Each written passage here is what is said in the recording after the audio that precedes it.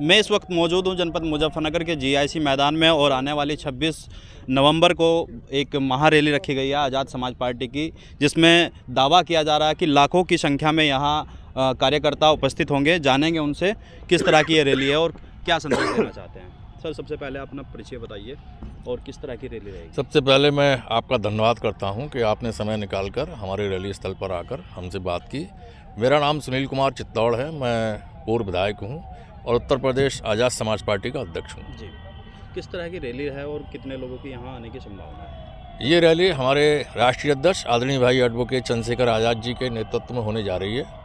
आगामी 26 तारीख को ये जीआईसी ग्राउंड मुजफ्फरनगर में संवैधानिक अधिकार बचाओ भाईचारा बनाओ एक महारैली देखने को मिलेगी। इसमें पूरा मैदान खचाखच भरेगा और पूरे मुजफ्फरनगर जनपद की जितनी भी सड़कें हैं, कोई भी सड़क ऐसी नहीं होगी जहां नीला झंडा लेकर आज़ाद समाज पार्टी के नारे लगाते हुए नौजवान लोग, बुजुर्ग लोग नजर नहीं आए। सर, रैली का मुख्य उद्देश्य क्या रहेगा? रैली का जो मुख्य उद्देश्य है वो जो भारत का संविधान है, जिसमें परम पूज्य बाबा साहब डॉक्टर भीमराव अंबेडकर जी और उनके सहयोगियों के द्वारा जो भारत के आम नागरिकों को सुविधाएं दी गई, जो उनको अधिकार दिए गए, उनको जो भी सरकारें रहीं, चाहे केंद्र में रहीं या प्रदेश में रहीं, किसी ने देने का काम नहीं किया। संवैधानिक अधिकारों से वंचित करके उन्हें रखा जा रहा है। यही वजह है कि लगभग 20 करोड़ लोग आज भी बिना छत के, बिना घर के सड़कों पर रह रहे हैं, झुग्गी झोंपड़ियों में, नदी के किनारे, नाले के किनारे, फुटपाथों पर। हो सकता है वो जो लोग झुग्गी झोंपड़ियों में रह रहे हैं वो उस देश के ना हो, बाहरी घुसपैठिए हो, जिस तरह से अब मतगणना में जो जांच चल रही है। मतगणना में जो जांच चल रही है उसमें बिहार के अंदर केवल 312 के आसपास लोग ऐसे निकले। इतनी मशक्क़त करने के बाद, इतना सरकारी पैसा खर्च करने के बाद, जिनको ये कहा गया कि ये घुसपैठिए हैं। ये तो वर्तमान जो सरकार है भारतीय जनता पार्टी, उनकी अपनी पॉलिसी है। उन्होंने अपना एक आदमी सबके घर में बैठा रखा है, जो टीवी है। टीवी गरीब, अमीर, मध्यम क्लास के सभी जाति और धर्म के लोगों के घर में है। 26 नवंबर ही क्यों चुना गया?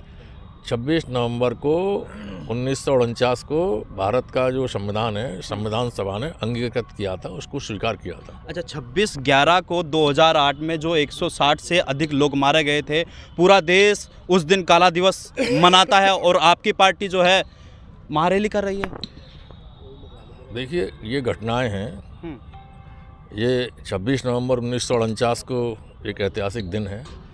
तो हमने आम जनता के कल्याण को ध्यान में रखते हुए कि जो संवैधानिक अधिकार उन्हें मिलने चाहिए, इसलिए इस दिन को हमने याद किया है। सर, मेरा सवाल ये है, 26 नवंबर को बम्बई ब्लास्ट में 160 से अधिक लोग मारे गए थे। पूरा भारत वर्ष उस दिन काला दिवस मनाता है।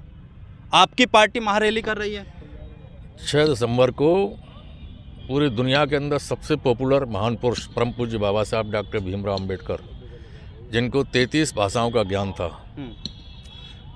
जिन्होंने भारत के संविधान की रचना की, उनकी पुण्यतिथि है, उनका परिनिर्वाण दिवस है। तो उसी दिन कुछ लोगों ने भारत के अंदर धार्मिक स्थल के साथ छेड़खानी की और वो लोग बड़े पैमाने पर उसको सौर दिवस के रूप में मनाते हैं। मुझे नहीं लगता है कि कभी आपने उन लोगों से ऐसा पूछा हो। निष्पक्षता के साथ, ईमानदारी के साथ हमारा चैनल पूरा निष्पक्षता के साथ ही कार्य करता है। लेकिन आपने कहा कि भाईचारे वाली रैली, भाईचारा, लेकिन 26 नवंबर को पूरा देश काला दिवस मनाता है और पूरा देश नहीं मनाता है। ये सीधे सीधे किसको भाईचारा आपकी पार्टी जो है जोड़ना चाहती है? हम लोग जो भी दुखी, परेशान, शोषित, पीड़ित लोग हैं, जिनको संविधान में मिले अधिकारों से वंचित किया गया है, उन सब लोगों में भाईचारा बनाना चाहते हैं। अच्छा, कितने लोगों की आने की संभावना है? पूरा मैदान खचाखच भरेगा, लाखों की भीड़ नजर आएगी। जनता के लिए कोई संदेश?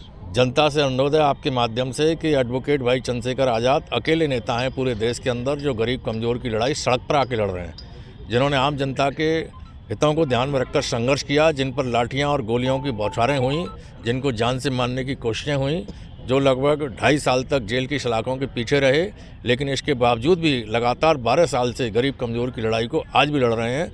कोई दूसरा नेता नहीं है। देखने को ये मिलता है जहां दलित की लड़ाई होती है और सामने वाला यदि पार्टी जो है मुस्लिम होता है, तो आपकी पार्टी के कार्यकर्ता कहीं देखने को नहीं मिलते। तो आप मेरी बात पूरी सुनते नहीं है, तो मैं आपको क्यों सुनाऊं?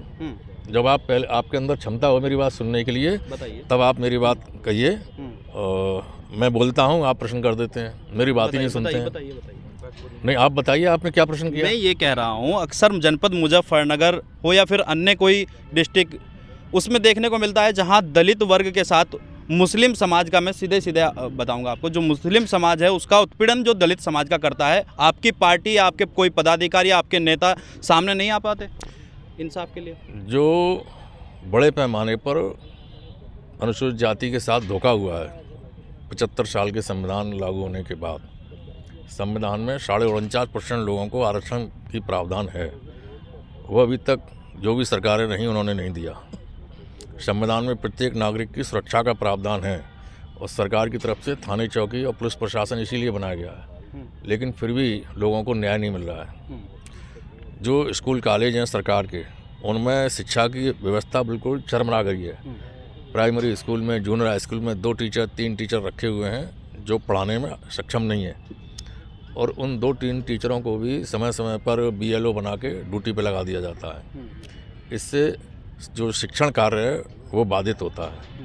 तो ये तमाम ऐसी चीज़ें हैं जिनको सरकार के लोगों से आपको पूछना चाहिए। जो हमारा पत्रकारिता है वो चौथा स्तंभ है, वो इसीलिए बनाया गया है कि सरकार जिन वायदों को लेकर चुनाव प्रचार करके सरकार में आती है, लोग जो भी पार्टी हैं, तो उन्हें अपने वादों पर अमल करना चाहिए, और नहीं कर रहे हैं तो मीडिया की जिम्मेदारी है कि उनके सांसद विधायकों से, उनके मुख्यमंत्री प्रधानमंत्री से सवाल करने चाहिए। हमारा चैनल लगातार सवाल करता है, वो विपक्ष हो, सत्ता में हो। आपके पास में कोई भी क्लिक हो, वीडियो हो जिसमें आपने पूछा हो कि 49.5% आरक्षण क्यों नहीं दिया है, तो आप उसको दिखाइए। हम बिल्कुल दिखाएंगे आपको। देखिए, मैं आपको बता दूं, जनपद मुजफ्फरनगर के 26 नवंबर को आज़ाद समाज पार्टी की यहाँ एक महारैली होने जा रही है, जबकि पूरा देश 26 नवंबर 2008 में जो बम ब्लास्ट हुआ था बम्बई को, उसको लेकर काला दिवस मनाती है। अब देखना यह होगा कि आज़ाद समाज पार्टी के जो लोग हैं वो काला दिवस मनाएंगे या महारैली करेंगे। मेरे सहयोगी मोहित के साथ जनमत न्यूज़ मुजफ्फरनगर।